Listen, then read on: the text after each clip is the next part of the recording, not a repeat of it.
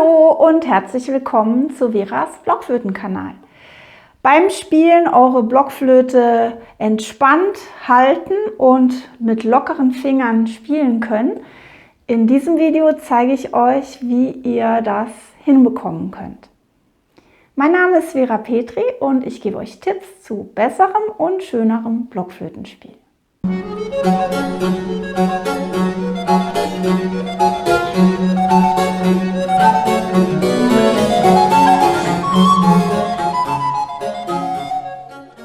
Ja, beim Spielen wollen wir natürlich lockere Finger haben, damit wir schön spielen können, schön schnell spielen können. Und wir müssen ja auch das Instrument irgendwie halten, also festhalten.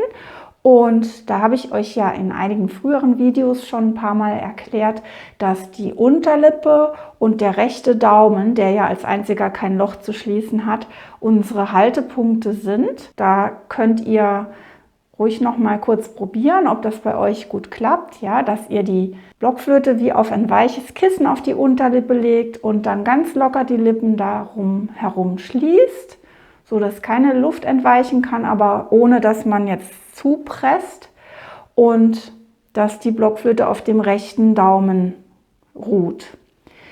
Beim Spielen kann es sein, wenn ihr bestimmte Griffwechsel habt, dass das nicht ausreicht, um die Blockflöte wirklich entspannt zu halten und manchmal die Löcher öffnen zu können, ohne dass man irgendwo mit der anderen Hand dann festhält.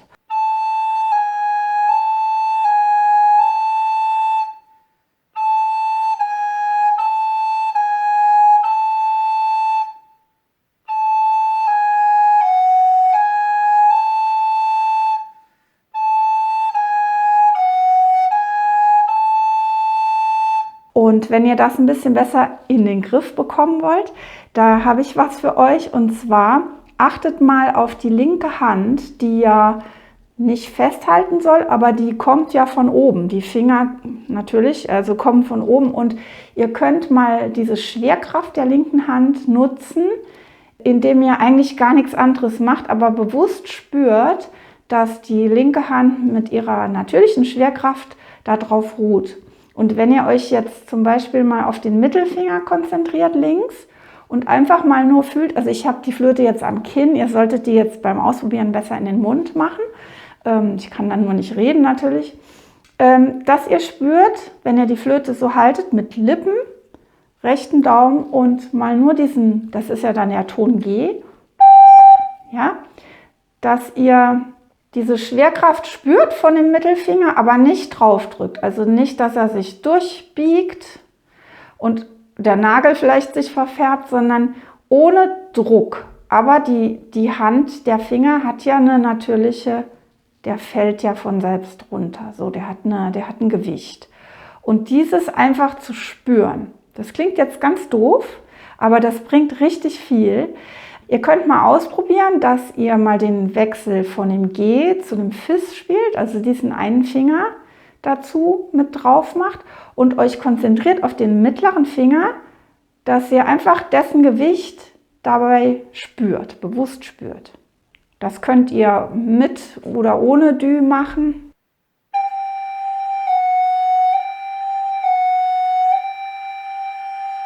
Und dann macht doch mal den Wechsel vom hohen A, also mit geknickten Daumen, mit halbem Daumenloch und diesem Griff zu diesem G wieder. Und da ist ja der Mittelfinger die ganze Zeit drauf und alle anderen Finger lassen dann los, wenn ihr vom A zum G geht.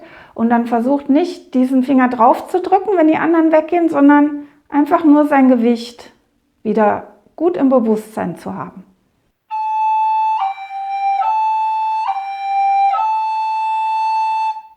Es gibt so fiese Griffwechsel, wenn ihr zum Beispiel ein Ass habt.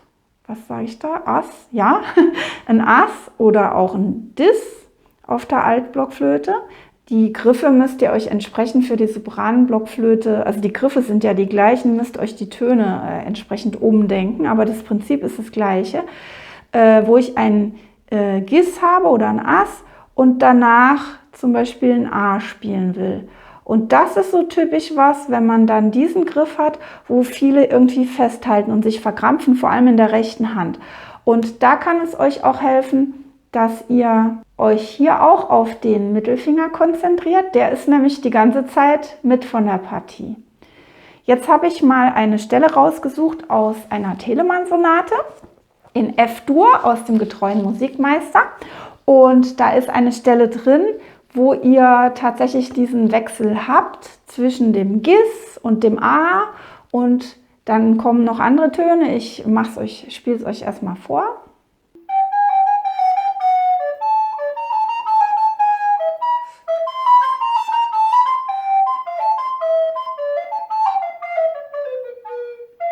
Das könnt ihr jetzt auch schon sehen, wenn ihr zuguckt bei mir, dass der Mittelfinger fast die ganze Zeit drauf ist. Ab und zu muss er mal weg, beim E zum Beispiel. Und er ist aber fast die ganze Zeit da. Das ist wie so eine Konstante. Und wenn ihr euch das mal überlegt, es gibt ja fast keine Töne, wo die linke Hand ganz weg ist. Also außer ihr spielt jetzt mal einen Daumenfiss oder so. Aber meistens ist irgendein Finger der linken Hand mit von der Partie. Und mir gelingt es am besten, wenn ich mich auf diesen Mittelfinger konzentriere, einfach vom Bewusstsein her, dass das Gewicht der Finger da drauf ruht, weil der einfach am häufigsten bleibt. Aber das muss nicht immer sein. Also wenn ihr zum Beispiel ein E habt, dann habt ihr den nicht. Aber auch da könnt ihr darauf achten, dass er nicht presst mit den Fingern, sondern schon gar kein Gewicht und Druck auf diesem linken Daumen habt, weil der ja die hohen Töne bedienen muss. Aber auf dem Zeigefinger eben auch nur dieses Gewicht. Und das ist so das Gegengewicht zu dem Daumen von unten. Wenn ihr euch das so vorstellt, diese Balance, also wie gesagt, ich müsste die Flöte eigentlich im Mund haben.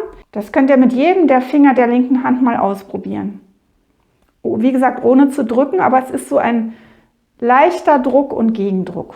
Und diese Stelle aus der Telemann-Sonate, die könnt ihr dann natürlich mal ganz langsam üben und bei jedem einzelnen Griffwechsel immer euch konzentrieren auf diesen Finger in der linken Hand.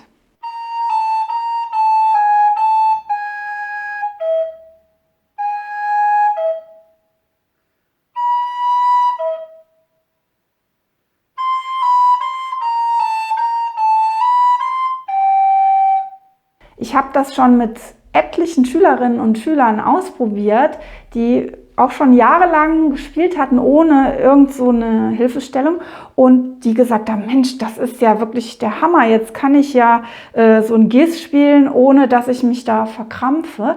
Es wird vielleicht nicht bei euch allen von heute auf morgen gehen, aber ich bin ziemlich sicher, dass das eine Erleichterung darstellen müsste oder dass es irgendwie Klick macht, dass ihr denkt, aha, diese 3 Punkte habe ich. Ich bin sehr gespannt, was ihr dazu sagt. Deshalb schreibt mir gerne in die Kommentare. Und wenn euch das jetzt gefallen hat, diese Hilfestellung zu eurer Balance, zumindest der eurer Blockflöte, dann gebt mir gerne einen Daumen hoch. Ich bedanke mich fürs Zuschauen und verabschiede mich bis nächsten Freitag. Tschüss!